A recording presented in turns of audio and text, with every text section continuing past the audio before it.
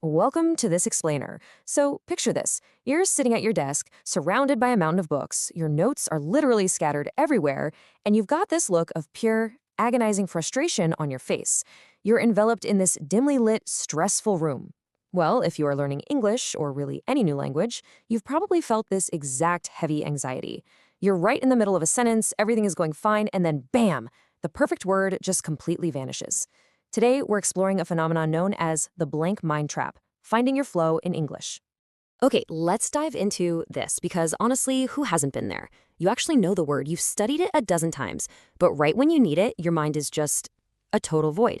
It almost feels like those complex English words are just floating out of reach, visually fading away into the dark. According to the sources we're looking at, this intense frustration leads to probably the single biggest mistake a language learner can make. When that word fades, most people completely freeze. They just stop speaking entirely, or they immediately switch back to their native language out of pure, unadulterated panic. But the data reveals this incredibly reassuring, fundamental truth. Even native speakers forget words sometimes. Actually, forgetting a word is completely 100% normal. It is absolutely not a sign that your English is somehow bad. The crucial difference here isn't that native speakers have these flawless, photographic memories. Not at all. The difference is simply that native speakers don't panic. When they forget a word, they don't hit the brakes on the conversation. They just find a workaround and keep moving. Section 1. The perfection pressure. Before we can really fix this problem, we need to unpack exactly why your mind goes completely blank in these high-stakes moments. Basically, your brain is under immense pressure. When you're speaking a second language, you aren't just casually chatting. You're trying to be fast, to keep up with the rhythm of the conversation, and you're trying to be 100% grammatically perfect. Doing all of that at the exact same time, it's basically a recipe for a mental short circuit. And here's the kicker. Stress actively makes your memory worse. When you feel that pressure mounting, your body releases stress hormones. That stress literally locks up your memory banks, trapping you in that dark room of frustration we talked about earlier. You freeze, you stress out, and the word gets even harder to grasp. It's a vicious cycle. Section 2. Describe, don't stop. And this brilliantly illustrates a real game changer. There is a way out. Let's say you really want to use the word calculator, but that complex word is just fading away into the background. Instead of freezing up, just take a breath, let a new, simple thought pop up in your head, almost like a floating text bubble. The machine we use for counting. Is it the exact right word? Nope. Does it get the point across perfectly? Yes, absolutely. You simply replace the forgotten word with a basic description. You describe what it does, what it looks like, or how it feels. Doing this beautifully keeps the conversation moving forward without missing a beat. So why does this simple trick work so incredibly well? Because communication, actual human connection, is way more important than having perfect vocabulary. The person you're talking to, they really don't care if you use a fancy, complex word. They just want to connect with you. They want to understand your idea. Keeping the conversational flow alive with simple terms is 1,000 times more valuable than freezing in dead silence for 10 seconds while you awkwardly search your brain for that one perfect dictionary word.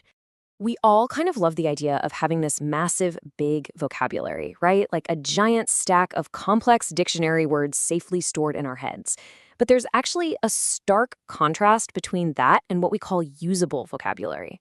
Difficult words fade away so easily because your brain hasn't fully learned how to use them for speaking it. They're just sitting there passively in the back of your mind. What you actually need in a fast-paced conversation is usable vocabulary. Those are the simple, strong, ultra-reliable words that you can instantly grab to describe literally anything, even when you're under a ton of pressure. Section 3. Building usable vocabulary. Now, here is a massive light bulb moment for a lot of learners out there. Passive learning, it actually does not build your speaking ability.